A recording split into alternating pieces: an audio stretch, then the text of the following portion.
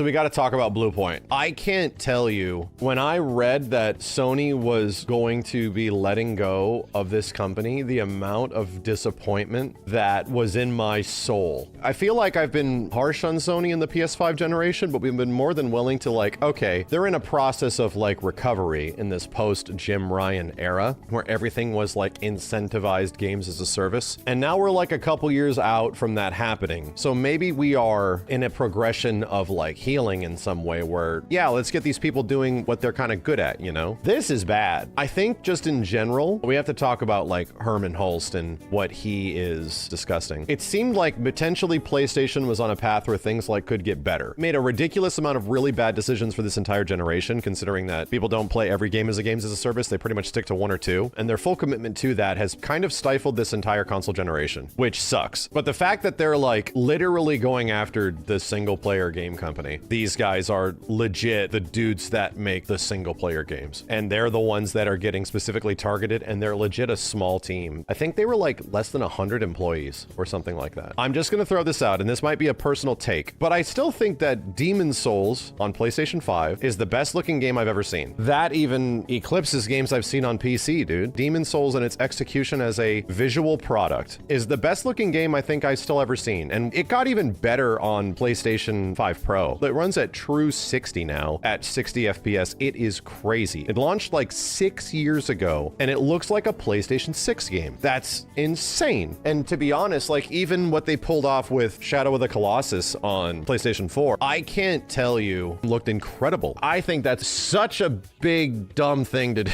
This feels so stupid. And I get it. Like I watched a video of the Demon's Souls comparison where everyone's like, actually, these are the guys that butchered Demon's Souls. And it's like, I see where you're coming from, because yeah, there was definitely some disconnect in artistic merit from the interpretation of like the pretty deep sort of shit that Miyazaki is going through from a visual standpoint for all of his games. That's very much considered. Those guys just weren't onboarded for the Demon's Souls remake. You know what? I get that. But here's the thing. Without the merit and direct comparison to the original Demon's Souls on PlayStation 5 alone by itself is still incredible. Even if, for example, I came from a perspective where I really wanted these guys to make a Bloodborne remake. If they got a few things off in the Bloodborne remake, oh yeah, this sort of missed the mark artistically with what Bloodborne was trying to do. It would be disappointing, but it wouldn't change the fact that like 95% of the game plays way better and looks absolutely incredible. I still would be willing to have that as a remake than to not have it, because now we're just back at a point where we're not having shit, dude. Let's go back just comparatively. Some numbers came out, and it wasn't like these games were astronomical successes in the Sony first-party library. They were not, but still, they were extremely well received. They definitely really was making the PlayStation library like better. And it was clear that like, oh, if you want to put these in the hands of people that love this shit, you have to remember this was the dev team that a ridiculous amount of people were looking towards for games like a modern day Metal Gear Solid remake, Legend of Dragoon remake, also potentially a Bloodborne remake. And it seemed like the Bloodborne remake candles were already lit because so many of those candles and assets were like made, dude. And even the way that they expanded on Demon's Souls, I felt that like, yeah, dude, if they did this for Bloodborne, unique visceral attacks, like all this stuff, we've been talking about this for years, like this could really be something cool. The saddest part is that it boiled back to an age-old rumor. They were working on a God of War live service game, and that ended up being true. The reason that was is because Bluepoint was also a level designer on God of War Ragnarok, which I didn't know. So they were going to other developers that were working on first-party stuff and helping out, and one of those included God of War Ragnarok, which had incredible level design and like gorgeous levels. They pretty much got like somewhat incentivized or looked upon fondly for doing a games as a service game, which is what Sony was wanting at the time. That just didn't work out. I still can't believe it. I can't believe how easily an opportunity Sony has had in this console generation to like make people really happy, and there's almost a refusal. Here's the weird part where we're at right now. Xbox doing bad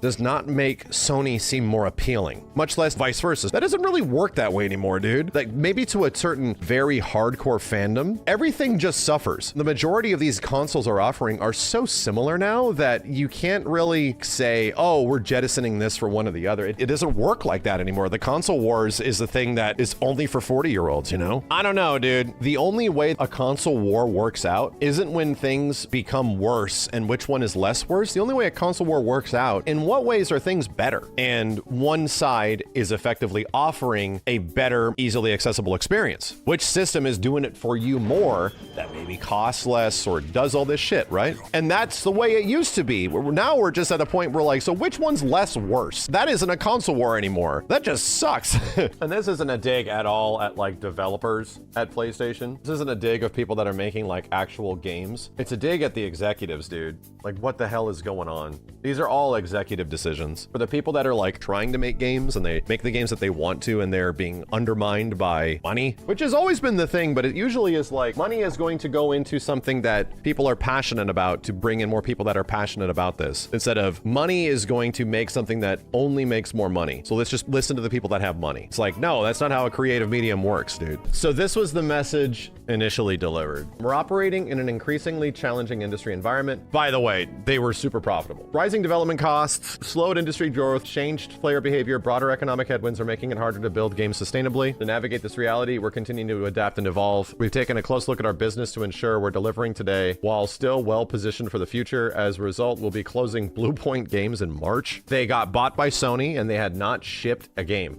It was pretty clear what they could have done within that time frame to turn profit, but they weren't doing that. They were making a God of War live service game. So their game got canned. Even though that wasn't necessarily what they were good at, they were stuck in the live service loop that was established by Jim Ryan at the beginning of the PlayStation 5 era. The decision wasn't made lightly. Bluepoint is an incredibly talented team and their technical expertise has delivered exceptional experiences for the PlayStation community. I want to thank everyone at Bluepoint for their creative craftsmanship, commitment to quality where possibly. We will work to find opportunities with some impacted employees within our global network of studios. While I know this is hard news to hear, I'm confident in the direction we're headed. Creativity, innovation, and building unforgettable experiences for players remain at the heart of PlayStation Studios. We have a robust work. I'm going to remind you, not even a year ago, Miyazaki was asked about a Bloodborne remake or Bloodborne on PC. He pretty much said that he wants it to exist. He's been hoping that that would happen, but he said it's completely out of his hands. Specifically, it's all up to Sony. It wasn't even like he wasn't a contributing factor, like he was saying no or something like that. No, no, no. This dude wants that to happen. It's just that Sony just had no interest in doing it, despite it being one of the craziest cult classic hits of the PlayStation 4 generation. The wildest part is that this was a setup. Bluepoint being bought by PlayStation seemingly was just like after the extremely well-received Demon Souls, they just set them up, dude. It was like, hey, you're up to base. And it's like, damn, where could this go from here? They can go a lot of different directions, but there's one place that it obviously could go, and it's like a Bloodborne remake, man. They figured out how this shit works. We have a robust roadmap for 26. We look forward to the months ahead. Thank you for the hard work and continue.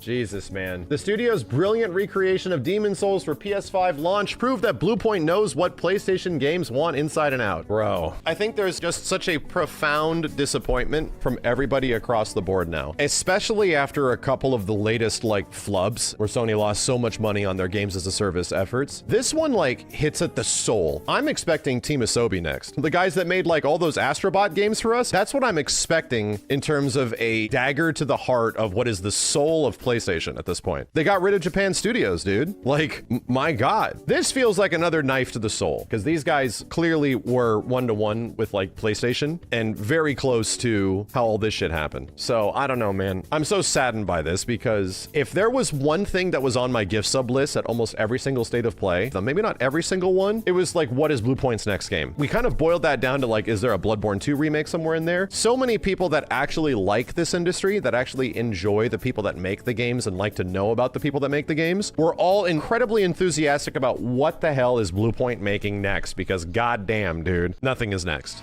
Stop asking questions.